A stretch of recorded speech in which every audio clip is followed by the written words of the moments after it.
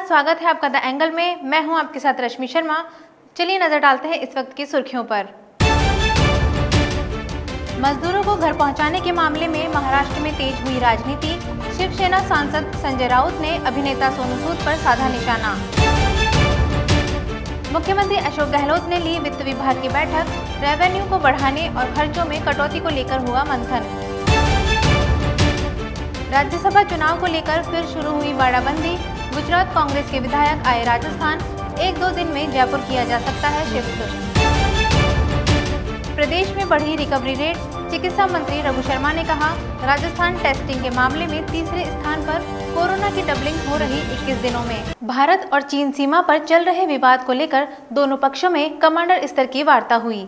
इसे लेकर विदेश मंत्रालय ने कहा कि दोनों पक्ष स्थिति को सुलझाने और सीमा क्षेत्रों में शांति और स्थिरता सुनिश्चित करने के लिए सैन्य और कूटनीतिक जुड़ाव जारी रखेंगे। मंत्रालय ने कहा कि दोनों पक्ष विभिन्न द्विपक्षीय समझौतों के अनुसार सीमावर्ती क्षेत्रों में शांतिपूर्वक हल करने के लिए सहमत हुए और नेताओं के बीच द्विपक्षीय संबंधों को ध्यान में रखते हुए भारत चीन सीमा क्षेत्रों में शांति और स्थिरता समग्र विकास के लिए आवश्यक है। मंत्रालय ने कहा कि दोनों पक्षों ने यह भी कहा कि इस वर्ष दोनों देशों के बीच राजनयिक संबंधों की स्थापना की 70वीं वर्षगांठ है और सहमति व्यक्त की कि मिलकर एक प्रारंभिक संकल्प रिश्ते के आगे विकास में योगदान दिया जाएगा। कोरोना वायरस काल में दिल्ली सरकार ने बड़ा फैसला लिया है। अब दिल्ली से बाहर वाले लोगों को दिल्ली में इलाज करवाने में दिक्कतों का सामना करना होगा। फैसले के मुताबिक दिल्ली में मौजूद दिल्ली सरकार के सरकारी हॉस्पिटल और प्राइवेट हॉस्पिटलों में सिर्फ दिल्ली के लोगों का इलाज होगा। वहीं केंद्र सरकार के हॉस्पिटल सभी के लिए खुले होंगे। दिल्ली सरकार ने कैबिनेट बैठक में यह फैसला लिया है। अरविंद केजरीवाल ने बताया कि दिल्ली सरकार के तहत आने वाले हॉस्पिटल और दिल्ली के प्राइवेट हॉस्पिटलों में सिर्फ दिल्ली के लोगों का इलाज होगा। वहीं केंद्र सरकार के हॉस्पिटल में सभी लोगों का इलाज हो सकेगा, जैसा अब तक होता भी आया है। हालांकि कुछ प्राइवेट हॉस्पिटल जो स्पेशल सर्जरी करते हैं जो कहीं और नहीं होती, उनको करवाने देश भर से कोई भी दिल्ली आ सकता है, उसे रोक नहीं होगी। उन्होंने यह भी बताया कि 8 जून से सभी रेस्टोरेंट, मॉल्स और धार्मिक स्थल खुलने जा रहे हैं। हॉस्पिटलों पर लिए गए दिल्ली सरकार के फैसले पर राजनीति शुरू हो गई है। इसमें भारतीय जनता पार्टी के नए प्रदेश अध्यक्ष आदेश कुमार गुप्ता प्रदर्शन के दौरान हिरासत में लिए गए हैं। दरअसल दिल्ली सरकार ने आज फैसला लिया कि फिलहाल कोरोना काल तक दिल्ली सरकार और प्राइवेट हॉस्पिटलों में सिर्फ दिल्ली के मरीजों का इलाज होगा। इसके खिलाफ आदेश गुप्ता ने प्रदर्शन किया। लॉकडाउन के दौरान मुंबई और उसके आसपास के इलाकों में फंसे प्रवासी मजदूरों को उनके घर पहुंचाने को लेकर सोनू सूद की देश भर में जमकर तारीफ हुई। महाराष्ट्र में सत्ताधारी शिवसेना के नेता संजय राउत को यह प्रशंसा रास नहीं आ रही है। उन्होंने शिवसेना के मुखपत्र सामना में महात्मा सूद की तारीफ पर सवाल उठाते हुए कहा कि कितनी चतुराई के साथ किसी को एक झटके में महात्मा बनाया जा सकता है।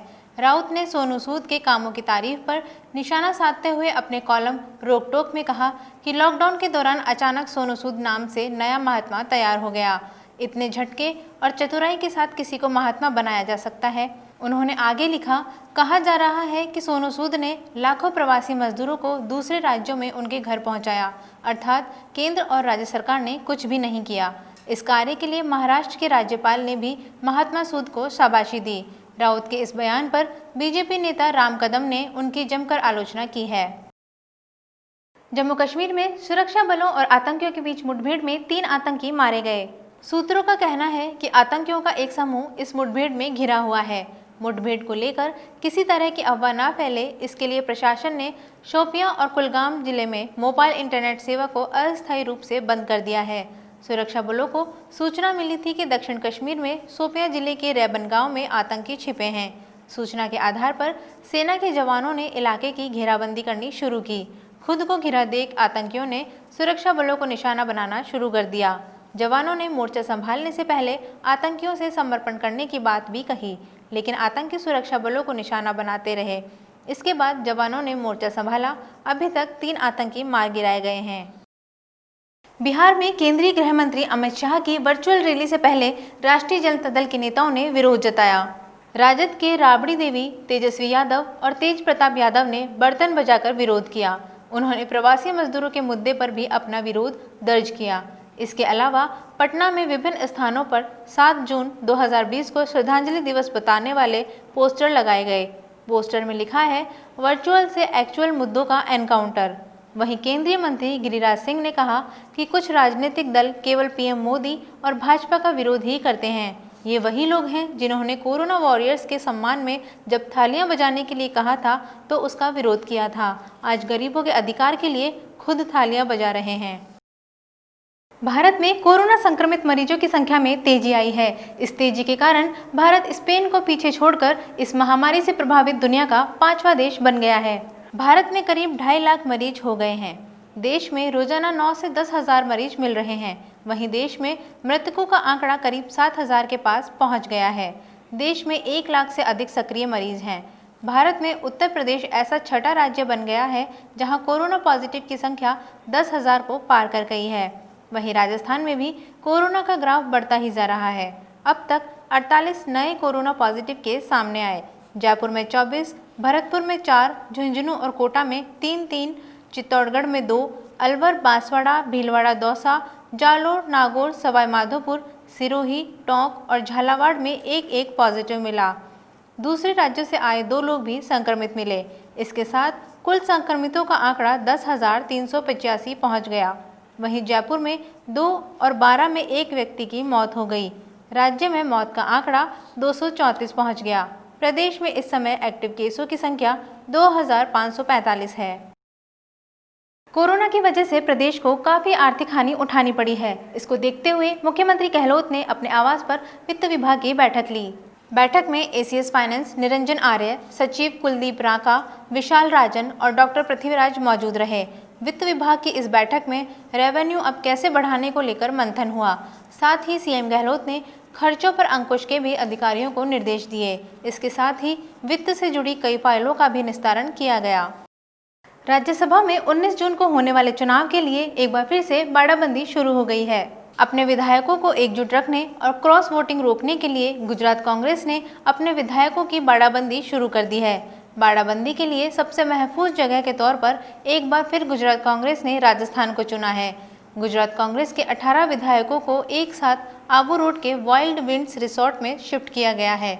जानकारों के अनुसार आबू रोड शिफ्ट किए गए गुजरात कांग्रेस के विधायकों को 1-2 दिन में जयपुर शिफ्ट किया जा सकता है। चिकित्सा मंत्री डॉक्टर रघु शर्मा ने कहा कि राजस्थान में पॉजिटिव से नेगेटिव होने वाले मरीजों की रिकवरी रेट 73.24% तक पहुंच गई है। उन्होंने कहा कि राजस्थान टेस्टिंग में देश में तीसरे पायदान पर पहुंच गया है। केवल तमिलनाडु और दिल्ली ही टेस्टिंग में आगे है। अब तक करीब 5 लाख टेस्ट प्रदेश में किए जा चुके हैं। राज्य के सबसे बड़े एसएमएस अस्पताल में अब तक 1.25 लाख से ज़्यादा टेस्ट किए जा चुके हैं। स्वास्थ्य मंत्री ने बताया कि प्रदेश में कोरोना की डबलिंग 21 दिनों में हो रही है। प्रदेश में कोरोना की मृत्यु दर भी 2.25% ही है।